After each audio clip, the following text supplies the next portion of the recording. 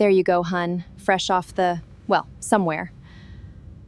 Careful now, sweetheart. Wouldn't want you enjoying it too much. The sandwich landed on Maggie Sorensen's tray with a small wet slap, and for one full second nobody in the first-class cabin moved. Not the man across the aisle swirling a glass of red. Not the couple by the window folding their coats into the overhead. Not the flight attendant standing over her with a smile that had been sanded down to something too smooth to be kind. Maggie looked at the plate. The bread was curled dry at the edges. Down in the seam where the two halves met, there was a bloom of pale green, small, the size of a thumbnail. The kind of thing a person could argue about later if they wanted to. Beside it sat a paper cup of apple juice gone warm, the ice already surrendered.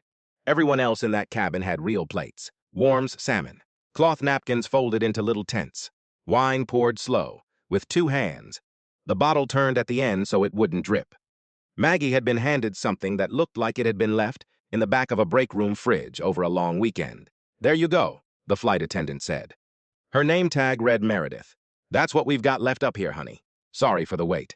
Maggie did not answer right away. And here is the thing you have to understand about the woman in seat 2A. Because the flight attendant standing over her did not understand it. And it was going to cost her everything. Maggie Sorensen was tired in a way that had nothing to do with the flight. 4 hours ago, she had been in a glass conference room, 40 floors above San Francisco, when her phone lit up with a Kansas City number and a voice she didn't know said the word rupture, and then complications, and then surgery.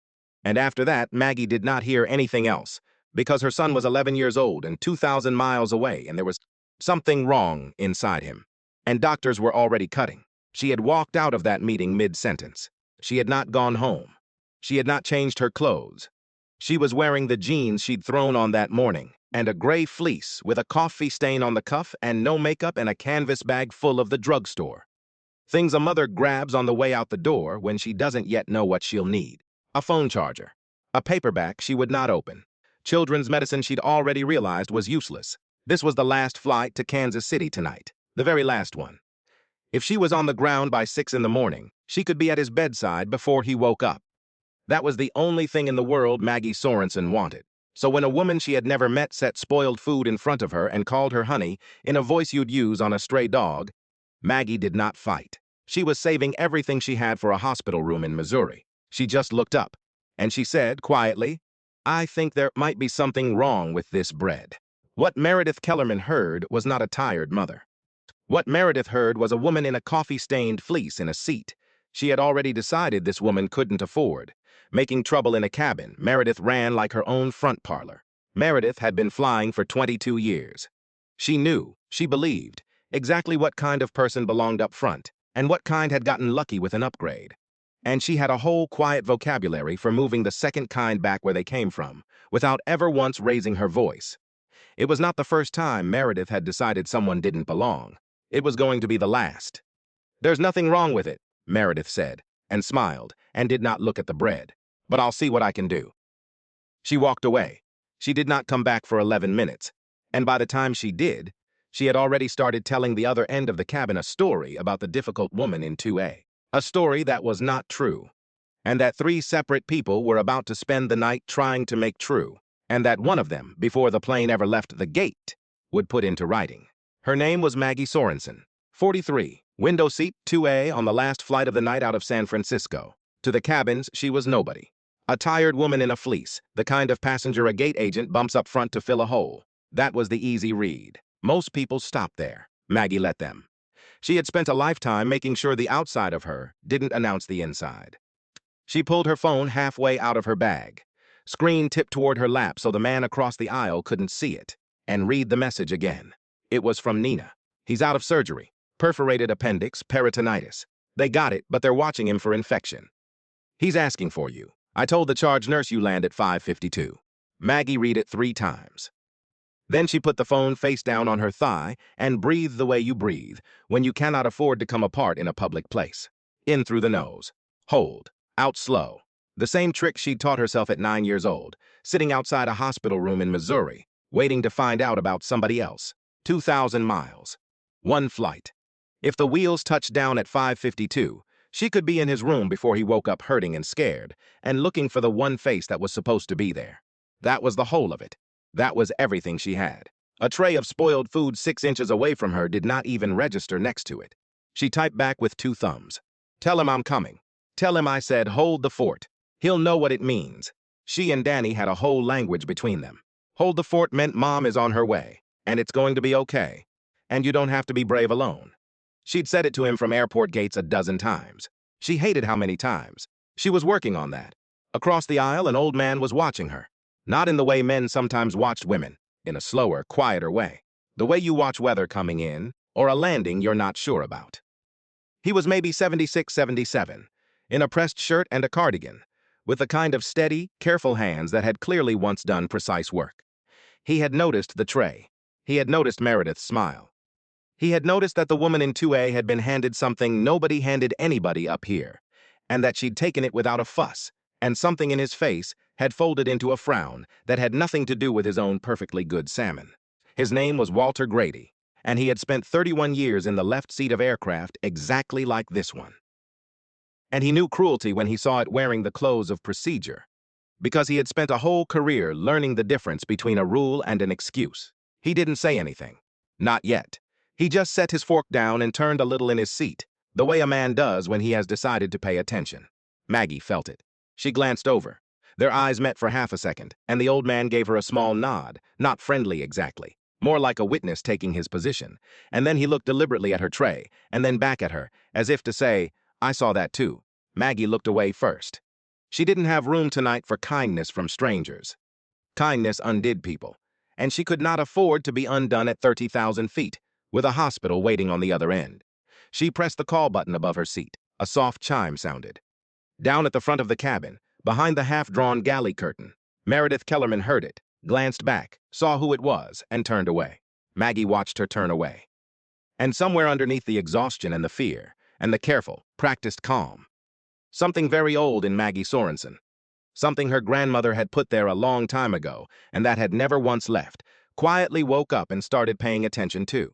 It took Meredith 11 minutes to come back, and when she did, she came back annoyed.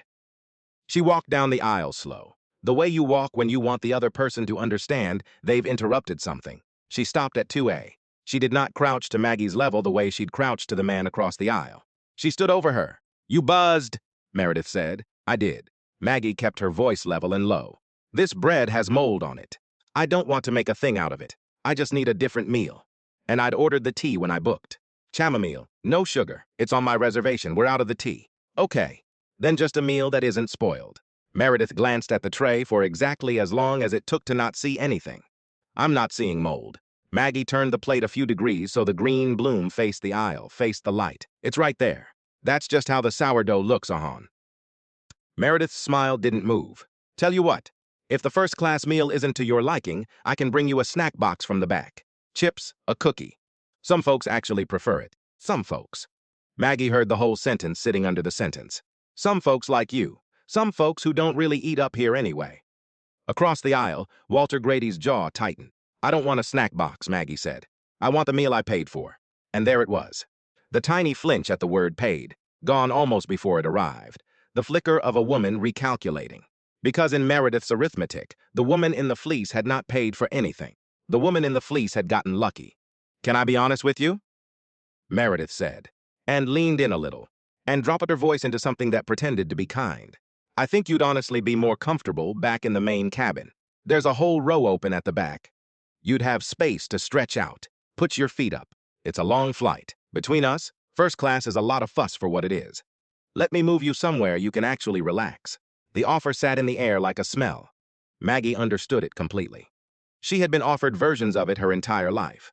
The polite invitation to make yourself smaller, to go sit somewhere more appropriate, to be grateful for less and call it comfort.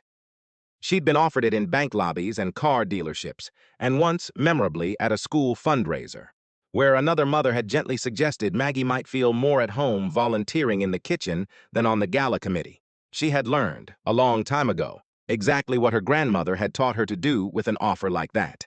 You don't ask the world's permission to keep your own dignity, V used to say.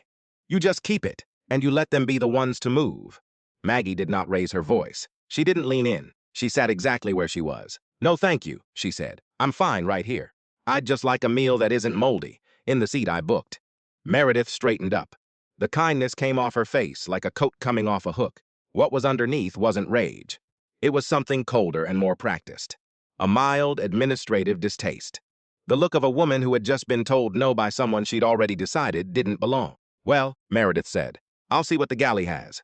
She turned, and as she turned, a younger flight attendant materialized at her shoulder. Tyler, the name tag said, mid-20s, eager. The kind of eager that attaches itself to whoever holds the power in the room. Meredith murmured something to him. Maggie couldn't hear the words, but she saw Tyler glance back at her, quick and appraising, and she saw him nod, and she saw the two of them share the specific small smile of people who have just agreed about someone.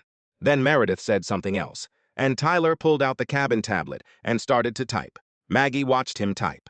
She did not know yet exactly what was going into that tablet, but she had been alive long enough and had climbed from a sagging porch in Poplar Bluff to rooms these two could not have imagined, on nothing but her own clean read of people, to know one thing for certain. Somewhere in the cabin's official record, a version of tonight was being written down, and she was the villain in it. The meal did not come. 10 minutes went by. The cabin settled into the low sounds of a flight still on the ground, the whir of the air, the clink of a glass. Somebody 2 rows back, laughing softly at something on a screen. A woman in a navy coat near the window had lowered her book a while ago and had not picked it back up. She was watching now, too. Her name was Eileen Marsh. She'd buried a husband the year before, a high school principal, 34 years, the kind of man who'd walk the halls learning every kid's name. And she knew, the way his widow would know, exactly what it looked like when somebody in authority decided to make an example of a person for the crime of asking to be treated the same as everyone else. Maggie pressed the call button a 3rd time. Nothing. That was when Walter Grady spoke. He didn't raise his voice. He didn't turn it into a scene. He just leaned across the aisle, toward the galley, and said, in the clear carrying tone of a man who had spent decades being obeyed over an intercom, "Excuse me, she's rung 3 times. Somebody should answer the lady in 2A. Meredith appeared from behind the curtain almost at once, because a complaint from the fleece was one thing, but a complaint from the well-dressed older gentleman in 3C was another, and Meredith's whole radar was tuned to the difference. "Is everything all right over here, sir?" she asked Walter, warm as morning. "No," Walter said. "It isn't. This woman's was served spoiled food and then ignored. I've been sitting here watching it. I flew for a living for 31 years, ma'am. And I'll tell you plainly, if a crew of mine had run a cabin like this, I'd have had words at the debrief." For a half-second, Meredith's composure showed a hairline crack. Then she smoothed it over and she made her mistake. "I understand your concern," she said to Walter. "But I have to be honest, the passenger's been argumentative since boarding, and we're just trying to keep the cabin comfortable for everyone." She said it lightly, reasonably, the voice of a professional managing a difficult situation. Sometimes one person can make it harder for the whole flight. Maggie's head turned slowly. "I haven't raised my voice once," she said. "I asked for food that isn't moldy. That's all I've done since I sat down." "See, and there it is again," Meredith said, to Walter, to the cabin, to no one, as if Maggie's calm, accurate sentence had proven her point. "It's just constant." That was the moment it stopped being about a sandwich. Because Maggie realized, with the cold clarity that had gotten her out of Poplar Bluff and up every hard ladder since, that Meredith was no longer trying to win an argument. Meredith was building a record. Every sentence out of her mouth was for the file. Argumentative, disruptive, constant. The vocabulary that turns a passenger into a problem and a problem into a removal. Maggie had read enough incident reports in her life to know exactly how the language worked. She had, in fact, read more of Meridian Air's incident reports than almost anyone alive. But she wasn't ready to say that yet. Walter saw it too. "Young lady," he said, and there was steel in it now, "I'd like to speak to the purser, the senior cabin manager. Now, please." Meredith's smile went thin and satisfied. "Of course," she said. "I'll get her." Because that was exactly what Meredith wanted. She walked to the galley. She picked up the interphone.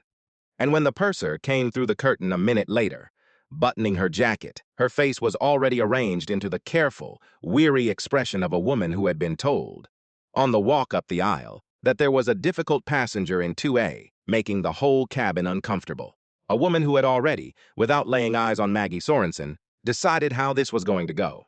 The purser's name was Paige Ostrander, and she had been doing this for a long time, and she was tired in her own way, tired of confrontations, tired of paperwork, tired of the particular exhaustion of always taking the side that made the flight leave on time. She crouched by Maggie's seat. That was something at least. She crouched. "Ma'am, I'm Paige. I'm the purser on tonight's flight. I hear we've had a rough start. I want to help. Can you tell me what's going on?" It was a good opening. It might even have been sincere. Maggie chose to treat it as sincere because she was tired too, and because a small, stubborn part of her still wanted this to be a night where a person in charge simply did the right thing. "My meal came with mold on the bread," Maggie said. "I asked for a replacement. I ordered tea when I booked and they say it's gone. And instead of a new meal, I was offered a snack box and then told I'd be more comfortable in economy. I've been polite the whole time. I have somewhere I need to be tonight." And her voice caught, just slightly, and she pushed through it. "And I'm not looking for a fight.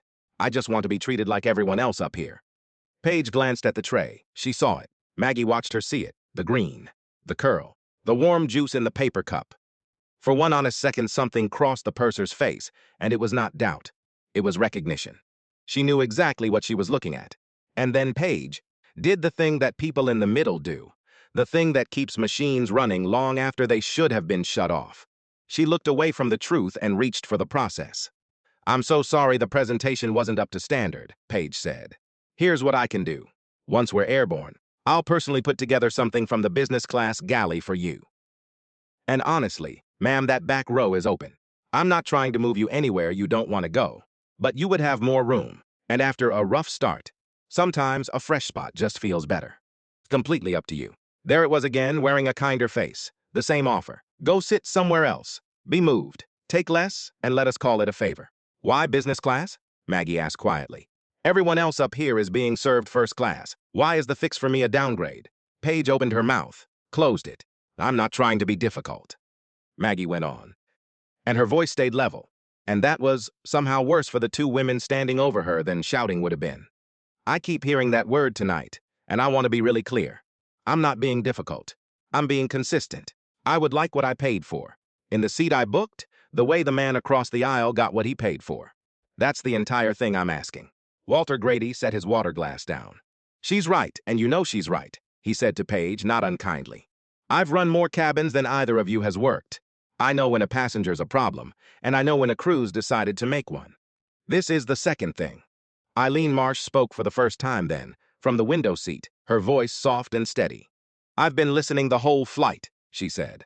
"That woman hasn't done a single thing wrong. My husband was a principal for 34 years. I know what it sounds like when grown adults gang up on somebody and then call it her fault."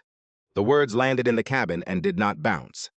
Paige straightened slowly. She looked, for a moment, like a woman standing at the exact center of her own life, feeling both directions pull at once. Behind her at the galley, Meredith stood with her arms crossed, watching to see which way the purser would go. And Paige, tired and decent and cornered, made the smaller choice. The safe one. The one you can defend on a form. "Let me go confer with my crew," she said, "and we'll get this sorted after departure." She walked back toward the galley. And Maggie, watching her go, felt the last of her hope for an easy night walk away with her. And felt, rising up cold and clear in its place, the thing she'd been holding down since the sandwich landed. Not anger. Exactly. Something steadier than anger. The old Poplar Bluff certainty that if the people in charge would not do the right thing on their own, then she was going to have to stop being quiet. Here is what Meredith Kellerman did not know, buttoning up her story at the front of the cabin. She did not know that the woman in the coffee-stained fleece owned more of the airplane they were sitting in than any single person on that crew would earn in 10 lifetimes of flying it. Maggie Sorensen had built it herself, all of it. From nothing. She'd started with a cleaning cart. That was the honest, unglamorous truth she never told at conferences, because it made people uncomfortable to hear it. At 19, with her grandmother's arthritis finally winning, and the rent past due, Maggie had taken over V's contract, cleaning a bank branch after hours. And then 2 branches. And then she'd noticed something nobody with money ever seemed to notice, which was that the companies serving those buildings were badly run, disrespected, and starving for anyone who would simply show up on time and do the work right. So she'd shown up on time and done the work right. And then she'd hired 6 people and taught them to do the same. And 15 years later, the small company that started with 1 cart and 1 bank was a facilities and logistics firm that quietly ran the back of house for airports, hospitals, and corporate towers across 9 states. And Maggie Sorensen had sold a piece of it for a number that made her sit down on the floor of her kitchen and cry. Not because it was so much money, but because V had died 8 months before it happened and would never know that the girl she'd raised on a housekeeper's wages had made it all the way. That was the part that still caught her some nights. V never got to see it. Maggie had taken that money, and she had not bought an island. She had looked around for something broken that mattered, something with real people getting ground up inside it, and she had found an airline. Meridian Air had been in trouble 3 years back. Bleeding cash, morale in the basement, a customer service reputation you could smell from the tarmac. Maggie had done what she always did. She'd flown it, anonymously, over and over, in the cheap seats and the good ones, and she'd watched. She'd watched gate agents get screamed at and swallow it. She'd watched exhausted passengers get treated like freight. And she'd watched, more than once, the specific ugly thing that was happening to her right now. A crew quietly deciding that some passenger didn't fit, serving them a colder, smaller version of the same flight, and daring them to complain. She had hated it. She had hated it because she knew exactly how it felt from the other side. The side of the cart, the side of the fleece, the side of the porch that sagged on the left. So she had bought in, not just money, a board seat, real weight, real say. She'd pushed for better training, better pay, a whole new service standard with her fingerprints all over it. She had, personally, championed a quality monitoring program so the company could finally see what actually happened in its cabins when no manager was aboard. Cameras and cabin audio in the premium sections. Accountability, she'd argued, in a boardroom full of executives, some of whom had grumbled. Not to punish people. To finally see the truth. Every crew member on Meridian Air had been briefed on that system, had signed the acknowledgement. Including 2 years and 4 months ago, a flight attendant named Meredith Kellerman, who had skimmed the form and signed it and forgotten it, because she did not believe, in her heart, that the rules were ever really going to be pointed at her. Maggie had not gotten on Flight 214 tonight to catch anybody. She had gotten on it because it was the last plane to her son. But she knew the system was live. She knew the cabin she was sitting in was, at that very moment, recording sound and picture. And she knew that everything Meredith Kellerman had said tonight, every honey, every some folks, every argumentative spoken to a cabin of strangers about a woman who had done nothing but ask, was sitting on a server that Maggie Sorensen could reach. She had not reached for it. That was the thing about Maggie that V had built, and that no amount of money had ever changed. She did not like to win by being the most powerful person in the room. She had spent too long being the least powerful one. She knew what it did to a person to be crushed by someone who could, just because they could. She had promised herself, on the day the sale closed, that she would never become the kind of person who reached for the card first, that she would stay, always, the woman who had earned it the slow way, which was why, even now, even with her son on the far end of the night, and a stranger calling her a problem in front of 40 people, Maggie sat in her seat, with her phone face down on her thigh, and did not pull rank. She just sat there and let a woman who had no idea who she was decide how far she wanted to take it. Meredith, at the front of the cabin, decided to take it all the way. She came back down the aisle. And this time she was not alone, and this time she was not going to bother pretending to be kind.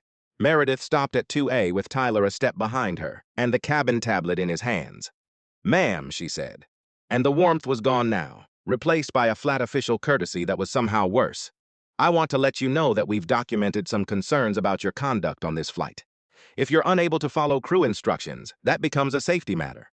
And we may need to involve the captain." Maggie looked at her for a long moment. "What crew instruction have I not followed? You were asked to move to a more suitable seat. That's not an instruction. That's just you trying to move me out of first class. You were argumentative with multiple crew members. I asked 3 times for a meal that wasn't spoiled. In a normal voice. You've called me difficult, argumentative, disruptive, and constant, and I have not raised my voice one time, and every person sitting near me has watched the whole thing." Maggie's tone never rose. It just got clearer, and cleaner and harder, like water wearing a groove into stone. "You're not documenting what I did. You're documenting what you need me to have done." Something flashed behind Meredith's eyes. For just a second, the professional mask dropped, and the person underneath looked out, and the person underneath was not embarrassed, was not sorry. She was annoyed. Annoyed at being named. Annoyed that this woman in a fleece had reached in and put a finger exactly on the thing Meredith had spent 22 years learning to do without ever getting caught. Meredith leaned down, close, and lowered her voice. But not far enough, because she had forgotten, the way people forget, that the ceiling above her head was listening. "Some people," she said quietly, "just know how to play the victim. I've seen it 100 times. You come up here, you make a little scene, you fish for an upgrade or a voucher, or whatever it is you're after. It's honestly exhausting. So let's just cut to it. What is it you actually want?" The words dropped into the cabin.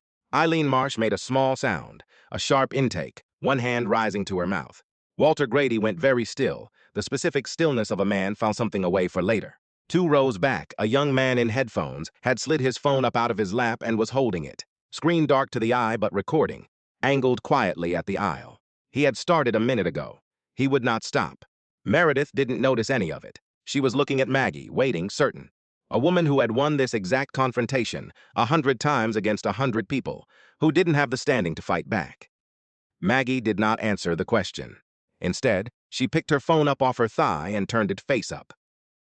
And Meredith's eyes dropped to the screen for half a beat and then came back up. And something in the flight attendant's certainty wobbled. Because a woman who was fishing for a voucher did not look like this.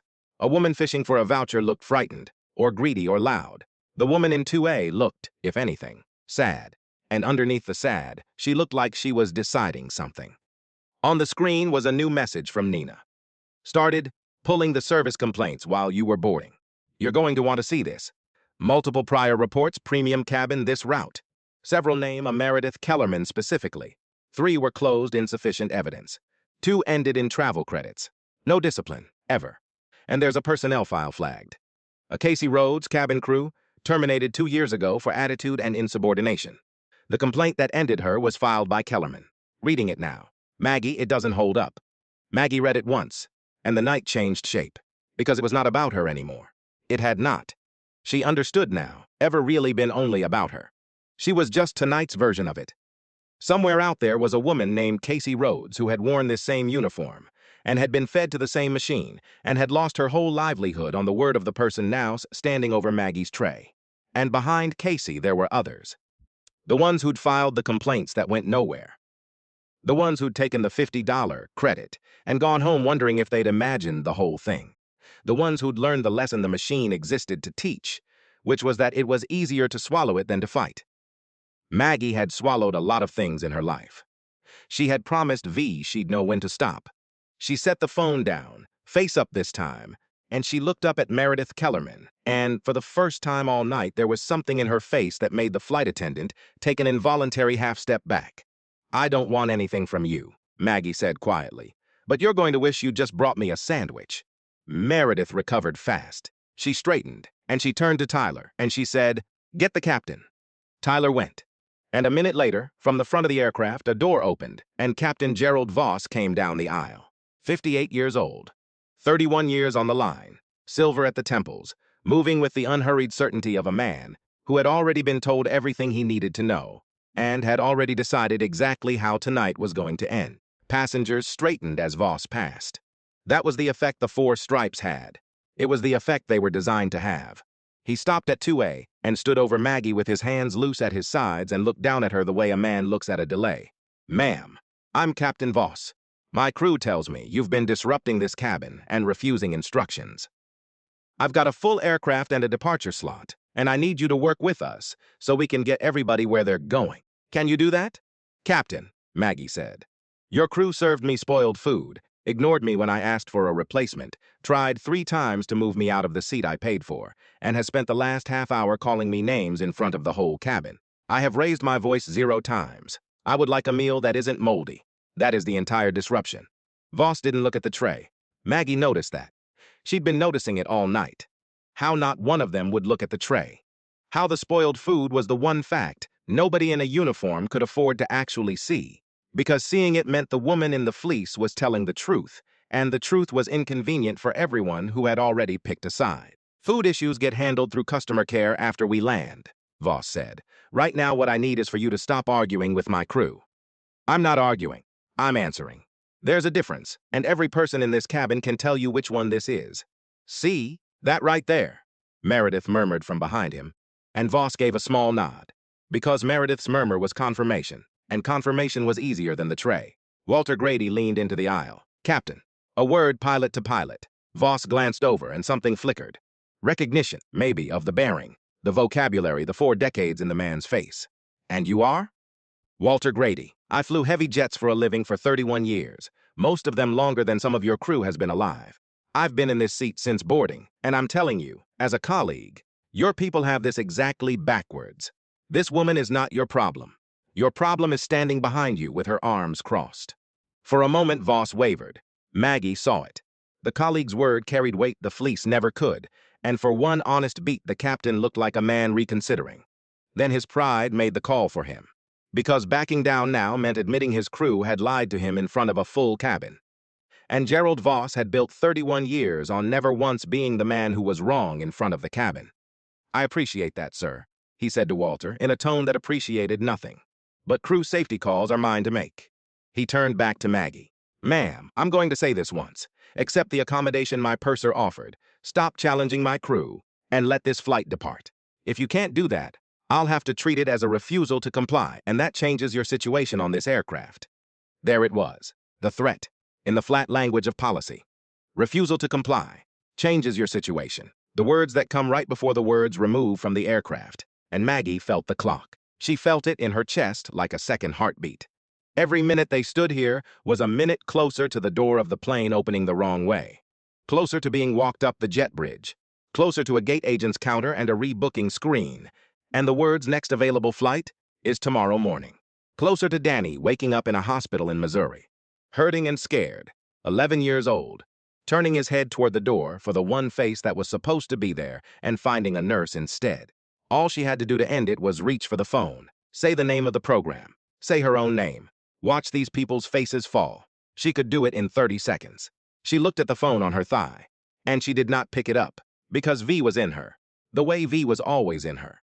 V had raised her to know the difference between a person who deserved dignity because of what they could do to you, and a person who deserved it just for being a person standing in front of you. If Maggie pulled the card now, she would win. But she'd win as the powerful one, and Casey Rhodes hadn't had a card, and the woman who took the $50 voucher hadn't had a card, and the whole rotten point of the machine was that it only respected the card. Maggie did not want to prove the machine right. She wanted for one more minute to see if a person could be treated decently in this cabin without one. Captain, she said quietly, I'm asking you to actually look at the food on this tray before you put me off this plane. Just look at it, that's all. Voss did not look at the tray. He reached up and pressed the crew call, and when Tyler appeared, he said, without taking his eyes off Maggie, get gate ops on the line. Tell them we may need to deplane a passenger. The cabin drew a single sharp breath, and Maggie Sorensen, 2,000 miles from her son with the last flight of the night about to leave without her, understood that the decent version of tonight was not coming, that the only person who was going to save her seat was her, and that she was going to have to become, in front of all these people, exactly the kind of powerful she had spent her whole life promising V she would never lord over anyone. But not yet. She had one more thing to try first. Before you call anyone, Maggie said, and her voice carried now, not loud but pitched to reach the whole cabin.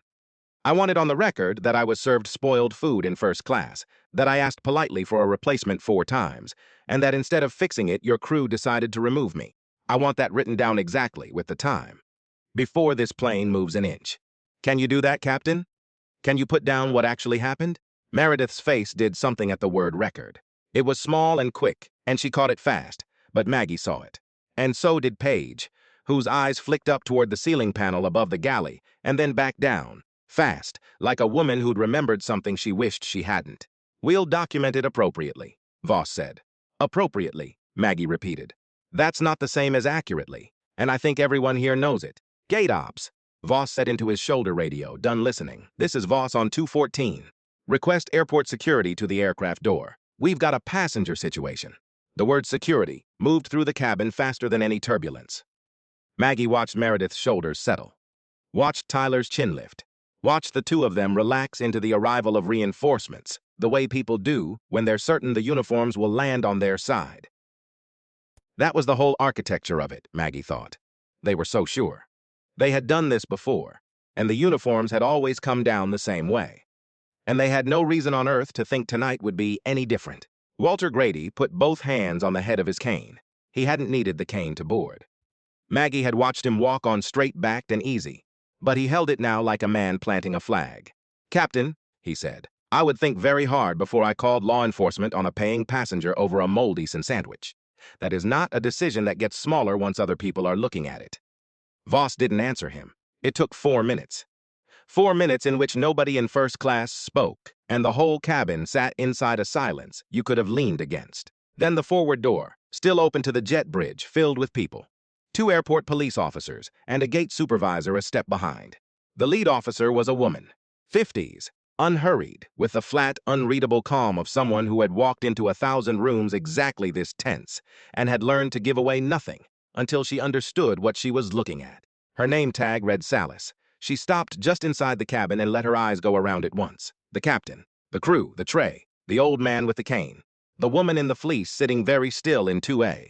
And Maggie watched her take a beat longer on the tray than on anything else. Evening, Officer Salas said. Somebody want to tell me what's going on? Meredith got there first.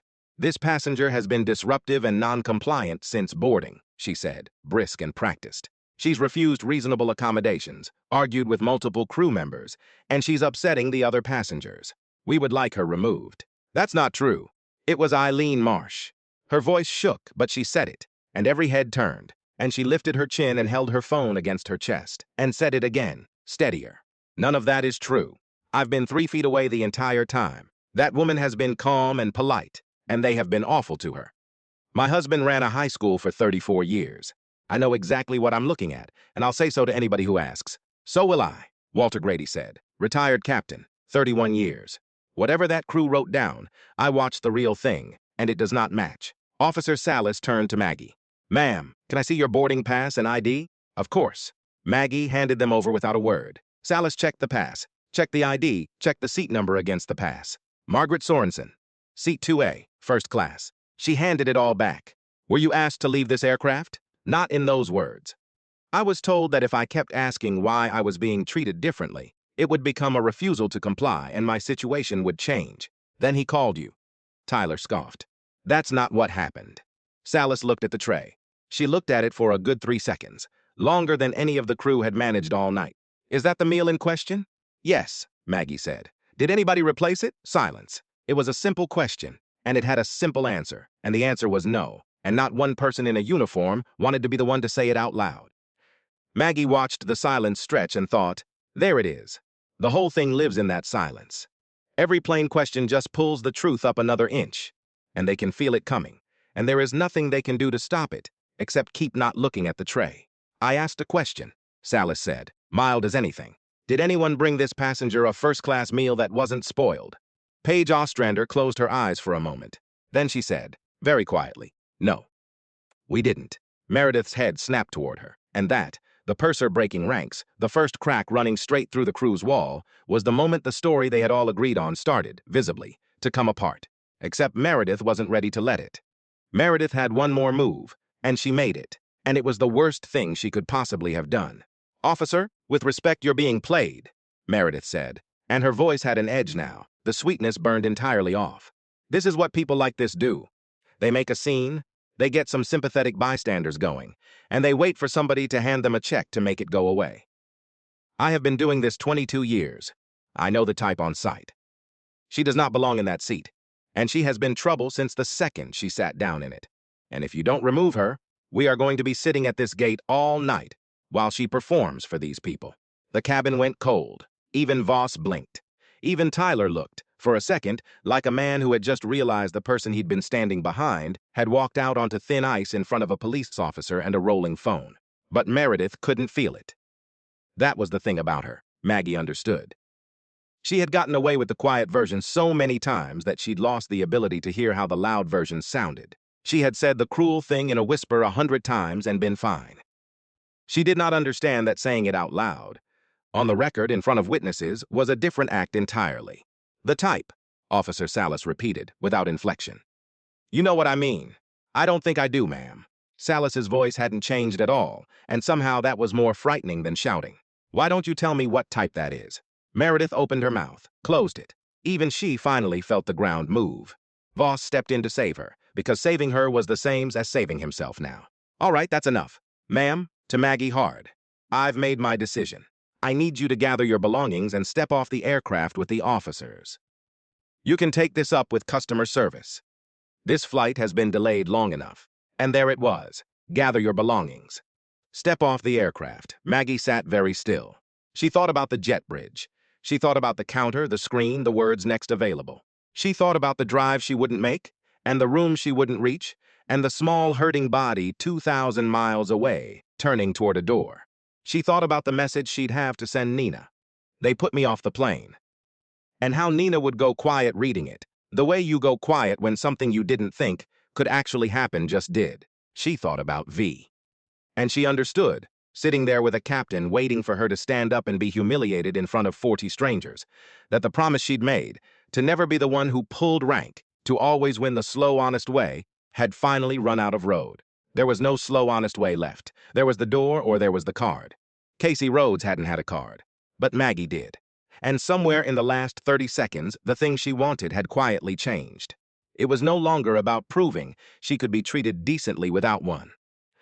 It was about making sure the machine that had eaten Casey Rhodes, and the woman with the voucher, and every silent name in Nina's file, got dragged all the way out into the light where people had to look at it. You use what you've got, V said in her, from a long way back.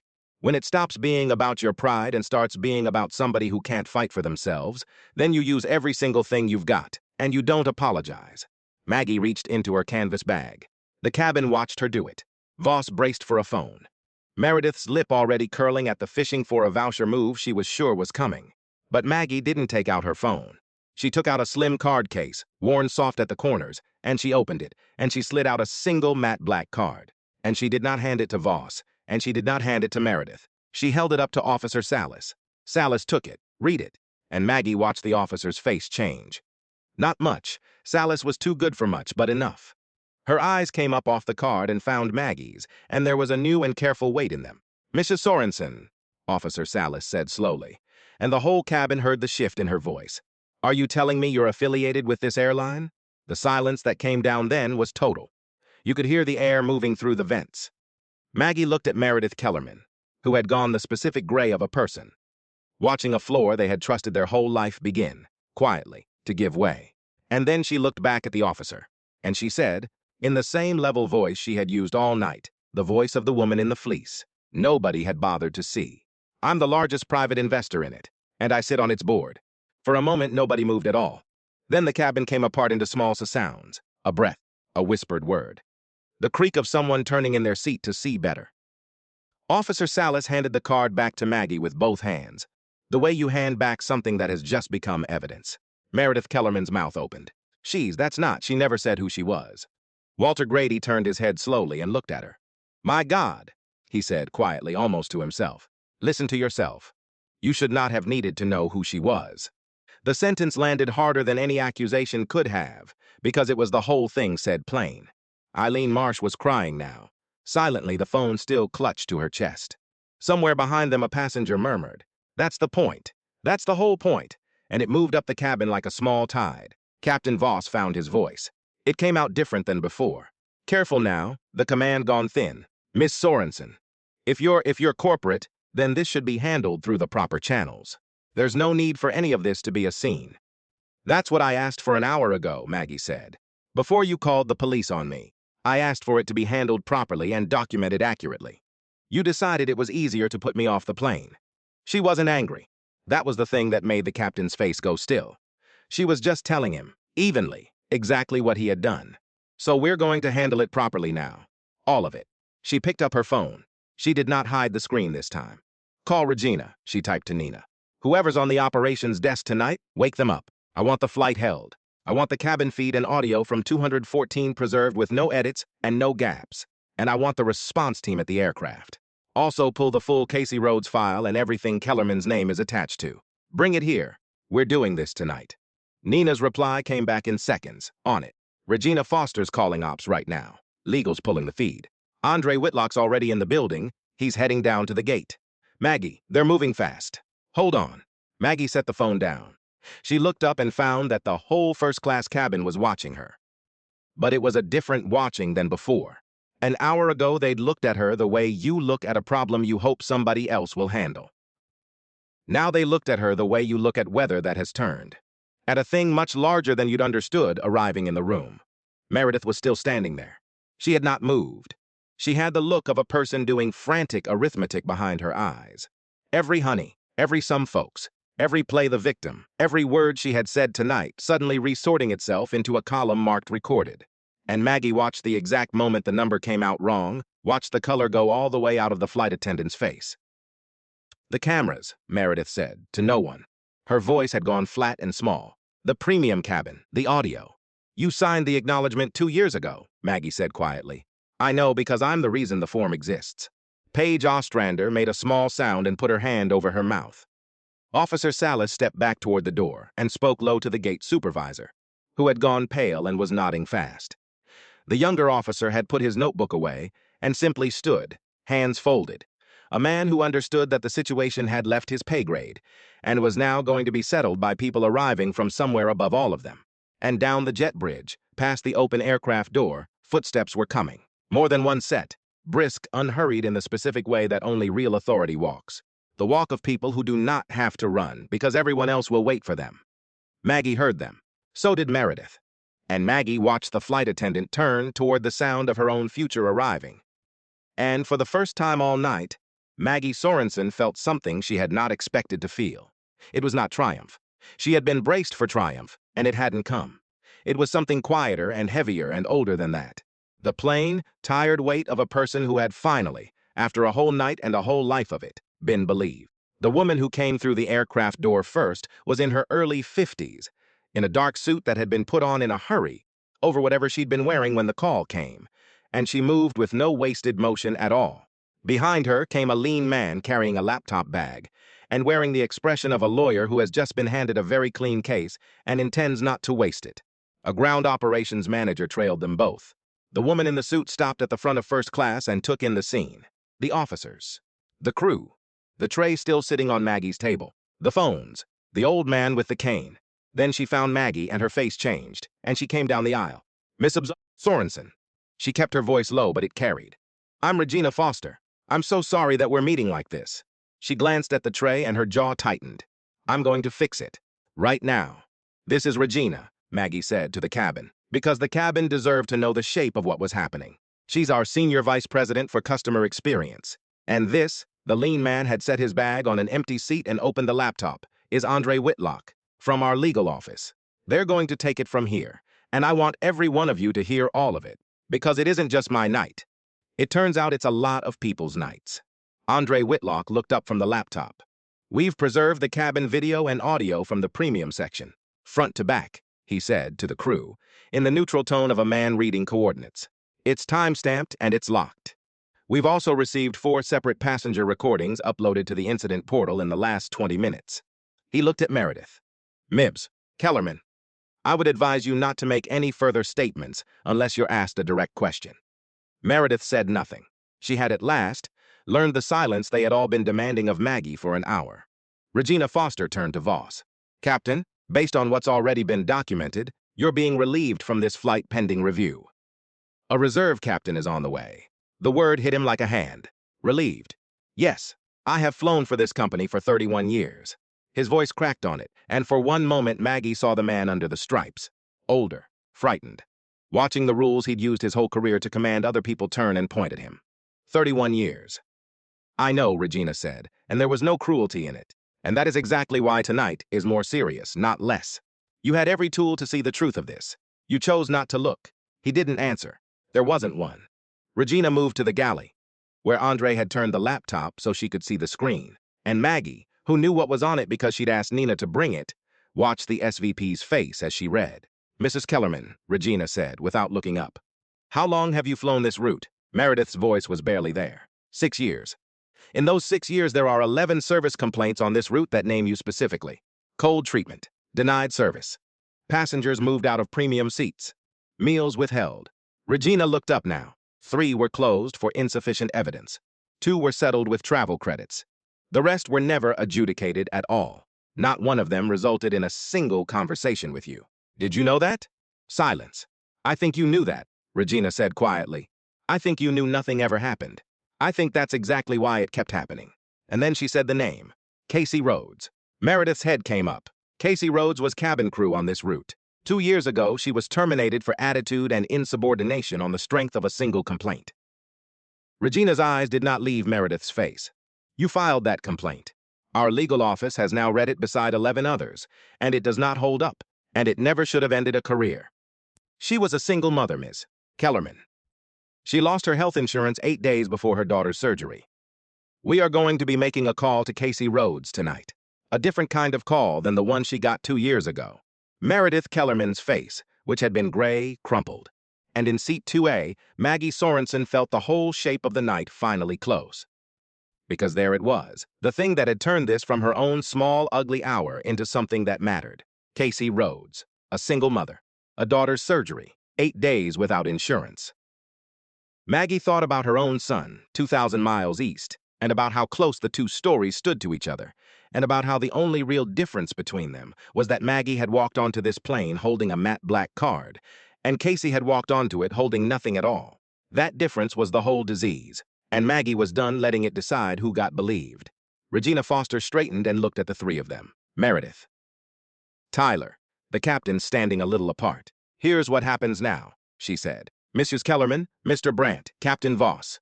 You'll gather your belongings and step off with the ground manager. Your credentials are suspended pending a formal review, and I'll tell you plainly that based on what I have already seen, this is very unlikely to end in reinstatement. She turned to the purser. Mrs. Ostrander, you'll be placed on administrative leave and asked to cooperate fully with the investigation. Paige nodded. Then she did something none of the others did. She turned to Maggie. I'm sorry, she said. Her voice was rough. I saw the tray. I saw it right away, and I knew what it was, and I told myself it wasn't my fight, and I chose the easy thing. That was mine to fix, and I didn't fix it. I'm sorry. She looked like a woman finally setting down something she'd been carrying all night. For whatever it's worth, I'll tell the investigation every single thing I saw, including what I saw myself do. It wasn't enough. Maggie knew it wasn't enough, and so did Paige. But there was a strange mercy in the truth all the same. It didn't undo the harm, but it stopped adding to it. And Maggie had lived long enough to know that was not nothing. Thank you, Maggie said, and meant it. Tyler Brandt spoke then, for the first time in a while, and what came out was small and human and afraid. This is my job, he said, to no one in particular. This is my hole. I just did what she told me. I was following the senior crew member. That's what you're supposed to do. Maggie looked at him. He was so young. 25, maybe. Young enough that he still believed following the powerful person in the room was the same as doing right, because nobody had yet shown him the difference between the two. You typed the report, she said quietly. You watched a woman get called names in front of a full cabin, and you picked up the tablet, and you helped write her into the villain, because the person with the stripes wanted you to. That's not following instructions. That's a choice. You'll get to make better ones. But you have to know it was a choice, or you'll just make this same one again. Tyler didn't answer. But something in his face shifted, and Maggie thought maybe it had landed. Meredith Kellerman picked up her bag. She had to walk past 2A to reach the door. She stopped, just for a second, beside Maggie's seat, and Maggie looked up at her and waited to feel something. Vindication, maybe. Or anger. Or the clean satisfaction of watching the powerful brought low. What she felt instead was tired. Because Meredith's eyes, when they met Maggie's, held no apology. There was no recognition of the woman she had spent an hour crushing. No understanding of the wrong itself. There was only the dawning comprehension of consequence. The specific, narrow grief of a person who was not sorry for what she had done, only sorry that this time, finally, someone had been able to make it cost her something. You still don't get it, Maggie said to her softly, so only she could hear. You think you lost because I turned out to be somebody. You didn't. You lost because of what you did to the person you thought I was. Meredith's jaw worked. She said nothing. She walked up the jet bridge and out of the story. And, as far as anyone on Meridian Air ever knew, she did not put the uniform on again. Down the aisle, Andre Whitlock had his phone to his ear. Ms. Rhodes, he said. My name is Andre Whitlock. I'm with Meridian Air's legal office. I'm sorry to call so late. No, ma'am. You're not in any trouble. It's the opposite of that. I'm calling to talk about your termination 2 years ago and about making it right. A pause. Yes, ma'am, I mean it. Can I ask, is your daughter all right? Good, I'm glad. Another pause, longer, and then gently. Take your time. I'll wait.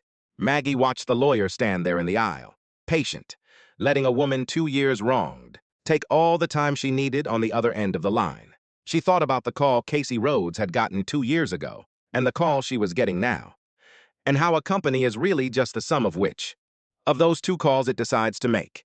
Then she looked at the clock on her phone, and her stomach dropped. It was 11:52. The last flight to Kansas City was scheduled to close its doors in 8 minutes, and it was not going anywhere because it had no captain. And somewhere 2,000 miles away, her son was in a recovery room, and Maggie had won everything tonight except the one thing she had actually gotten on the plane to do. Mrs. Sorensen. Regina Foster was beside her, and she had clearly seen Maggie's face. The reserve captain is already at the gate. She was on standby in the crew lounge. She'll be aboard in 3 minutes, and this flight is leaving tonight. I've held it myself. You're going to make it. Maggie looked at her. Your son, Regina said gently. Nina told operations. That's why we moved as fast as we did. Go be with him. We've got the rest of this. And Maggie Sorensen, who had not let herself come apart in front of anyone all night, had to look down at her hands for a moment and breathe, because kindness at the right moment will undo a person faster than cruelty ever could. The reserve captain came aboard 90 seconds later. She was in her 60s, gray hair tucked up under her cap, with clear, steady eyes. And she stopped in first class and looked, first at the passengers, then at the crew being walked off, then at the tray still sitting on Maggie's table. And her face went hard and sad in a way that told Maggie everything she needed to know about which kind of captain she was. I'm Captain Delacroix, she said to the cabin. I'm sorry for what you all sat through tonight. My crew and I are going to get every one of you to Kansas City safely, and we're going to do it treating every single person aboard exactly the same. That's the whole job. She looked at Maggie, and something passed between them. Two women who understood each other. Nobody earns dignity at 30,000 feet, ma'am. You start with it. Everybody starts with it. Maggie couldn't answer. She just nodded. Regina Foster had the interphone in her hand. Miss Sorensen, she said quietly. The passengers on this flight, the ones who spoke up, and the ones who sat here not knowing what to do, I think they'd want to hear from you, if you're willing. Maggie took the handset. She had run boardrooms. She had stood in front of the people who doubted her and made them understand. But her hand was not quite steady as she lifted the phone, because this was not a boardroom, and she was still, under everything, the woman in the fleece. My name is Maggie Sorensen, she said, and her voice went out into the whole aircraft, forward and back. I want to say something to all of you, and then I'm going to sit down and be a passenger like everybody else, because that is all I ever was tonight. I got on this plane a few hours ago as a tired mom trying to get home to my kid, who's in a hospital tonight. I was wearing what you see. Nobody looked at me and saw somebody who mattered. And because of that, I got treated like somebody who didn't. Spoiled food, called names, nearly put off the plane for asking to be treated like the person sitting next to me. Here's the thing I need you to hear. The only reason it stopped is that I happened to be someone with the power to stop it. I had a card in my bag. Most people don't. There was a woman named Casey Rhodes who wore this airline's uniform and got destroyed by the same person, and she didn't have a card. And for 2 years, nobody came. That's the part that should bother you. Not that this happened to someone important, that it happens all the time to people who aren't, and there's nobody there to hold the phone up. So, I'm going to make you a promise, as somebody who helps run this company. We are going to look at every complaint like this from the last 5 years, not to protect ourselves, to find the Caseys. And I'm asking you, all of you, the next time you see it happen to somebody, on a plane or anywhere else, don't wait to find out if they're important. Just be the person who says out loud, that's not right. She paused.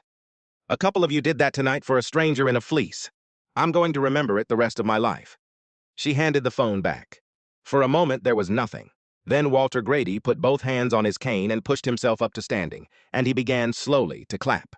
Eileen Marsh joined him, tears on her face. Then the row behind, and the row behind that, and the sound rolled back through the aircraft. Not the loud kind of applause, the deep kind, the kind that sounds like a room full of people, setting something down at the same time. Maggie sat back down in 2A. She was shaking a little now that it was over. She looked out the window at the runway lights and let herself finally feel how tired she was. Flight 214 pushed back 11 minutes later. It landed in Kansas City at 5:52 in the morning, exactly on schedule, and Maggie Sorensen did not wait for the aisle to clear. She was first off the plane, canvas bag on her shoulder, moving through the gray early terminal at something close to a run. And 40 minutes after that, she was pushing open the door of a room on the 4th floor of a children's hospital, where a small boy with a bandage on his belly and an IV in his arm turned his head toward the sound of the door. and saw who it was and said, in a voice still thick with sleep and medicines, "Mom, you held the fort." "I told you I would," Maggie said, and crossed the room, and finally, let herself come apart. The good way. The way you're allowed to, when you've made it all the way to the person you were trying to reach. The morning after, the Meridian Air boardroom was very quiet. They watched the cabin footage once. Nobody asked to see it twice. Meredith's flat sweetness, Tyler's tablet, Voss calling for security, the tray sitting there the whole time with its small, green bloom, and then the 11 complaints laid out side by side, years of the same story told in different passengers' words. Cold service, extra scrutiny, meals withheld, concerns waved off, a voucher handed over instead of an answer. Maggie stood at the head of the table. "This didn't happen because one person was cruel," she said. "It happened because we built something where being cruel was safe and speaking up was expensive, and then we acted surprised at what grew in it. That's on us. Everyone in this room." Nobody argued. Not this time.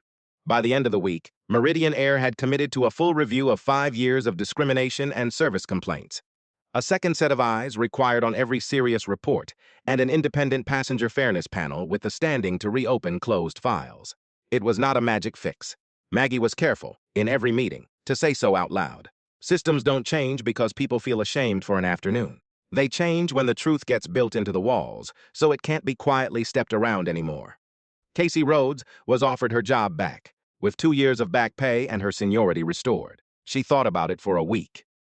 Then she took a different offer instead, a training role, helping bring new cabin crew on board, because she said, in the meeting where she signed, that she wanted to be the person in the room who taught the young ones the difference between following the senior crew member and doing right.